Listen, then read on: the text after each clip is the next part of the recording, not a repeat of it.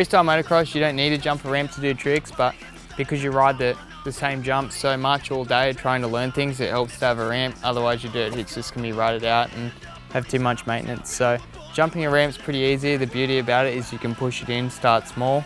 A lot easier to jump than dirt because you can come in slower and it's consistent every time. You don't have to worry about the terrain changing.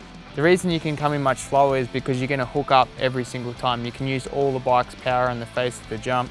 Some people in freestyle like to come in really slow and then 100% power at the bottom of the ramp to jump high. That means you're going to be able to preload as hard as you can and you're going to get the most pop off the ramp. You're going to stay in the air the longest. The only downfall of this is if you have mechanical bike troubles and you're coming in really slow, you have something fail or your bike's running a bit shitty and it sputters on the ramp, case is going to be a lot bigger than if you're carrying a bit of momentum.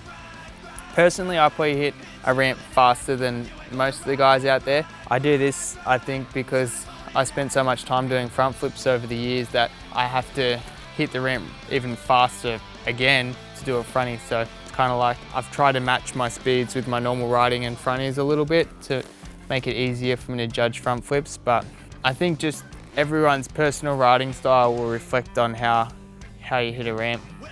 With a ramp, you always want to make sure that you're standing up, looking at the top of the ramp, and you want to make sure that you're standing up and hanging on really tight well before the ramp, at least a couple of bike lengths before the ramp when you're first starting out. The reason this is because when you start hitting ramps at a bigger gap, there's so much force and G-force on the ramp that you don't want to buckle in and end up accidentally seat bouncing the thing. So stand up nice and tall and starting close, and really it is a no-brainer compared to most dirt jumps out there. Throughout the videos, when I talk about approaching the ramp and having the bike leaving a little front end dip, this just means rather than the bike being perfectly level in the air, you want the front end to be down a tiny bit, which makes it easier to do some tricks. To do this, come in just normal, same throttle as you do every other time, and just sit over the front of the bike up the ramp. Even on 75, sometimes if I want the bike to sit really front end down, I'll notice my torso here, like hitting the bar pad around this area. That's how far over the front you have to get sometimes to do some tricks. To make your bike leave the ramp flying in a neutral level position, same as this is just your basic normal jump, normal throttle control, everything, and just very central on the ramp. And then when the bike leaves, you want it to fly neutral the whole way through the air. You don't want it to start front wheel high and end up neutral in the peak of the jump and then go front wheel down.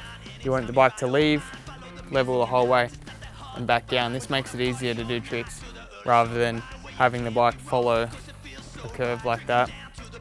To make the bike fly front end high off the ramp, just lock your knees off back a little bit more than normal when you jump, and shoulders back a tiny bit off the top. Make sure you don't pull back or do anything silly on top of the ramp, but just sit back a little bit, and you want the bike to fly front end high like this off the ramp.